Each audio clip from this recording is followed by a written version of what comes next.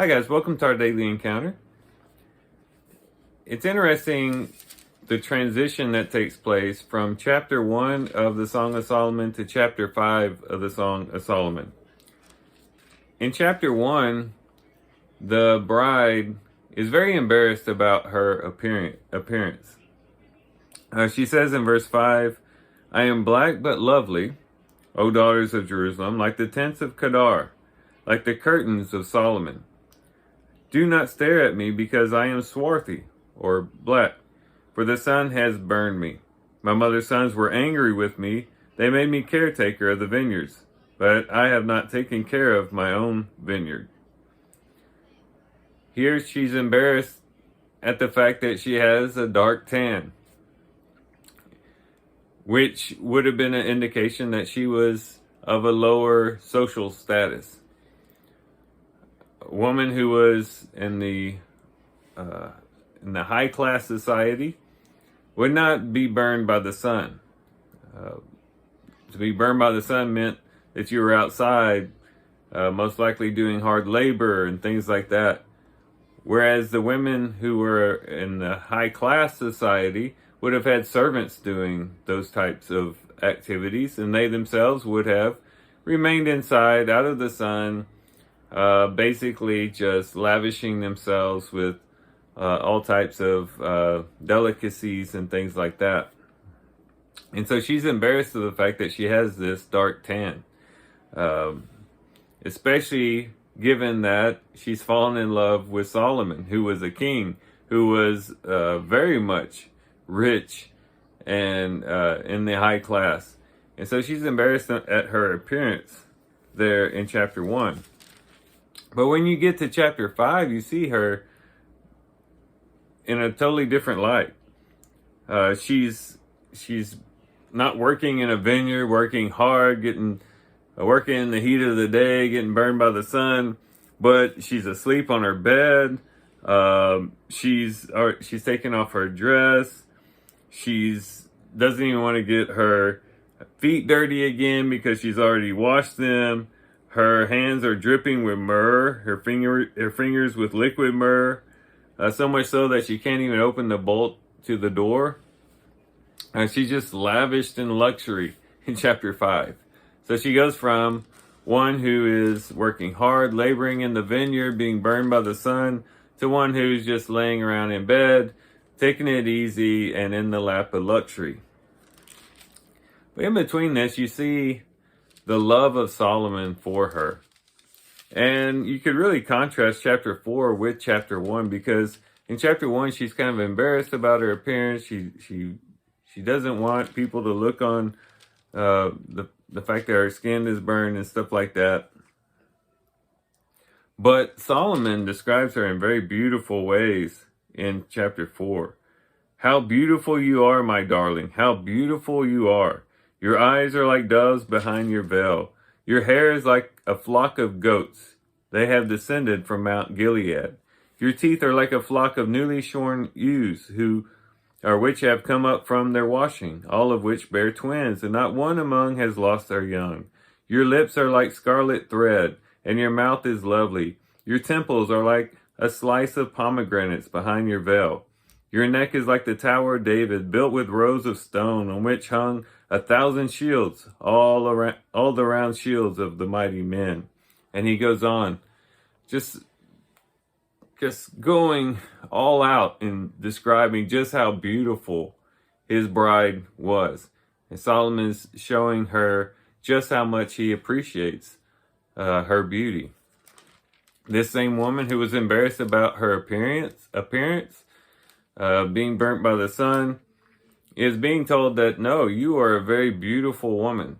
And I love every little detail about your appearance.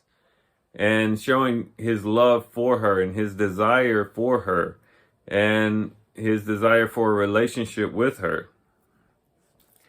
And that love that he expressed for her led her to chapter 5, to be able to be in the court of Solomon, to be brought into a relationship with Solomon based upon the love of Solomon, and to enjoy all those wonderful things that she had in chapter 5.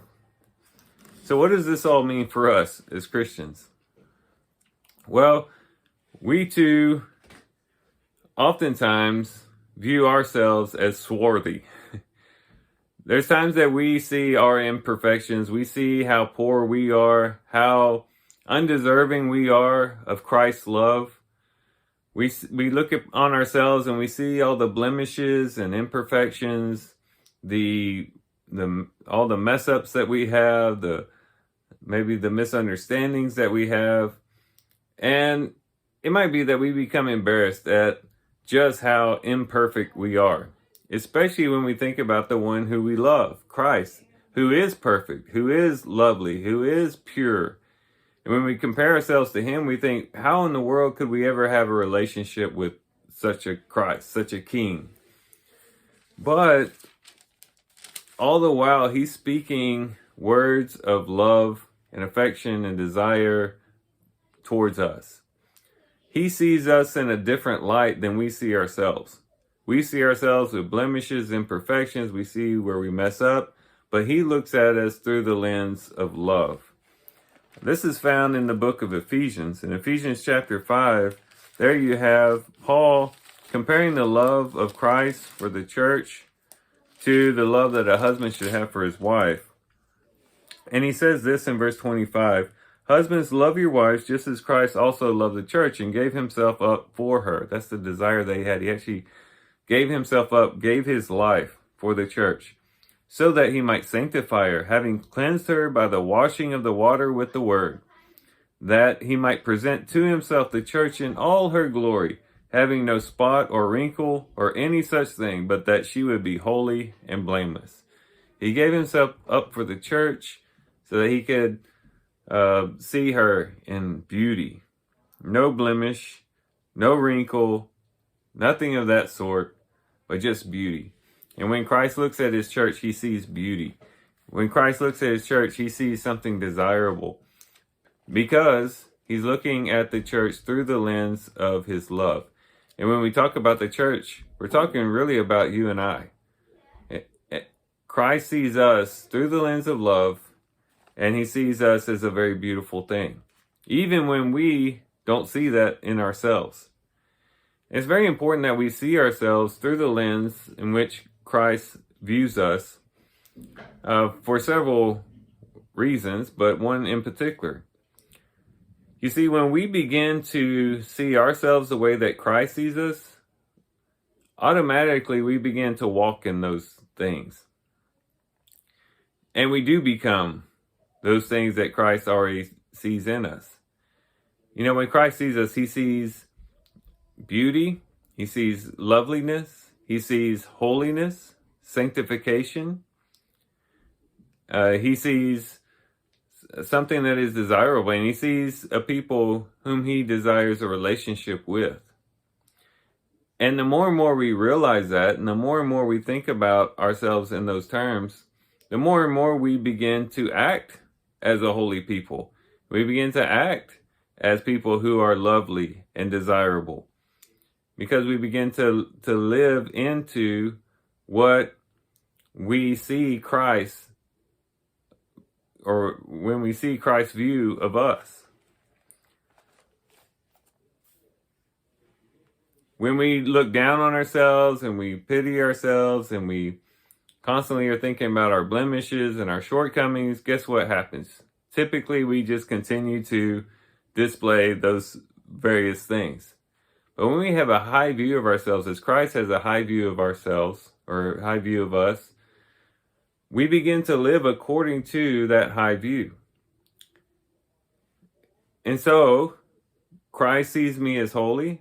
I receive that view, and therefore I go out and walk in holiness. Christ sees me as lovely, and I hold that high view of loveliness, and then I go out and live a lovely and attractive life. And you could go down the list. We need to begin to see ourselves as Christ sees us. Look at ourselves through the lens of Christ's love, and then live in accordance to that lens, and display that and show that in the way that we live. So it's a wonderful thing, the love that Christ has for us. We may not always see it, we may not always recognize it, but time and time again, we should go back and recognize, you know what, Christ does love me. And I'm going to live in that love and walk in that love and let that love transform my life and move me in ways that I otherwise could not be moved. So with that, guys, I do thank you for watching the video today. I hope you guys have a great day. Love you guys. God bless.